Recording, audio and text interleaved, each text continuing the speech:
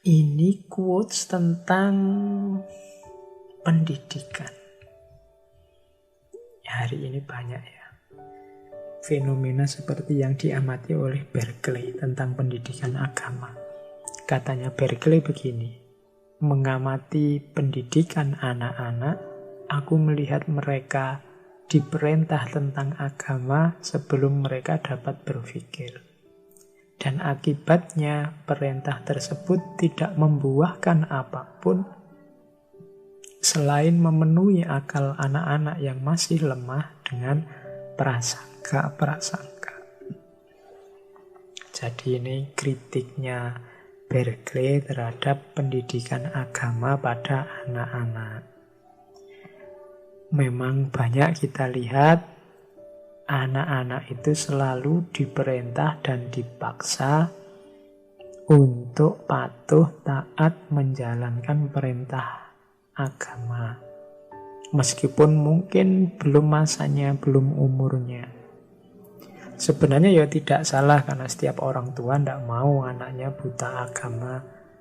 Tidak ada benteng agama dalam kehidupannya. Yang dipermasalahkan adalah di usia yang masih sedini itu, model paksaan dan perintah ini agak membahayakan mentalnya. Karena nanti bisa membentuk persepsinya terhadap agama. Kalau bagi Berkeley melahirkan prasangka-prasangka. Karena saat anak kecil akalnya belum berkembang. Anak kecil butuh cara yang lebih halus, cara yang lebih lembut, cara yang lebih menyenangkan, bahkan jangan sampai ada paksaan-paksaan. Saya sering menganalogikan menggunakan ilustrasi begini. Lebih baik anak-anak ini waktu kecil mungkin belajar. Kan sekarang banyak orang yang memaksa anaknya untuk pinter ngaji sejak dini sekali sehingga anaknya dipaksa untuk ngaji. Pada akhirnya dia ngajinya pinter, cuma dia benci dengan ngaji. Kenapa benci dengan ngaji? Karena sejak kecil dipaksa. Yang bukan keinginannya. Cara bukan salah ngajinya, cuma cara merentahnya yang salah. Kita harusnya banyak meneladani Kanjeng Nabi Muhammad kalau urusan open sama anak kecil.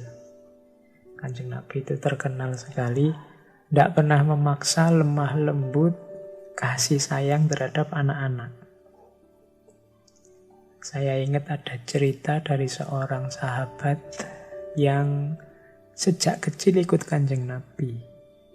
Namanya Anas bin Malik. Anas bin Malik ini ayahnya namanya Malik bin Nadir.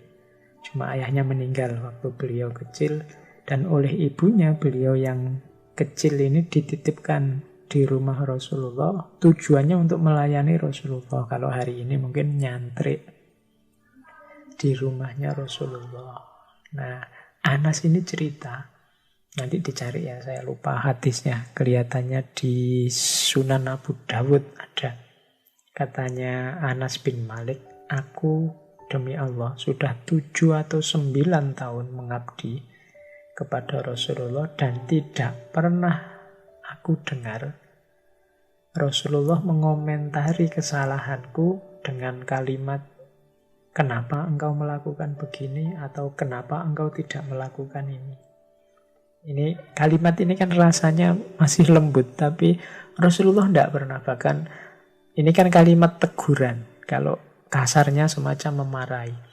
Tapi kalimat teguran yang lembut ini saja katanya Anas bin Malik, Rasulullah tidak pernah melakukan.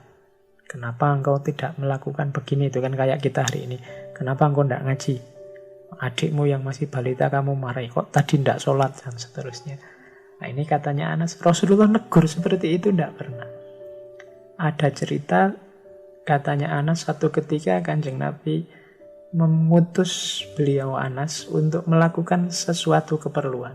Tapi karena Anas ini anak kecil, dia jawabnya ndak mau apa kalau bahasa Jawa moh kan gitu. Itu Rasulullah tidak marah. Katanya Anas setelah jauh tidak mau terus keluar main sama teman-temannya. Saat dia main tiba-tiba Rasulullah datang. Terus merangkul lehernya, ya biasa kan dirangkul anak kecil. Sambil senyum-senyum ketawa. Terus Kanjeng Nabi bilang, "Wahai Anas, ayo dong lakukan yang saya perintah tadi." Jadi tidak marah, cuma diulang lagi perintahnya. Tidak kok dimarahi, kenapa kamu mau, kenapa kamu tidak mau, kok milih main saja. Tidak, dirangkul kemudian dibilang, ayolah yang tadi saya perintah dilaksanakan ya. Akhirnya Anas menjawab, baik Rasulullah, aku akan melaksanakan. Ini gayanya Kanjeng Nabi. Lebih lembut pada anak, tidak memaksa. Jadi quotes-nya Josh Berkeley tadi sebenarnya memprihatinkan itu. Meskipun konteksnya sebenarnya bukan untuk Islam pastinya, tapi katanya Josh Berkeley, aku banyak melihat yang semacam itu hari ini.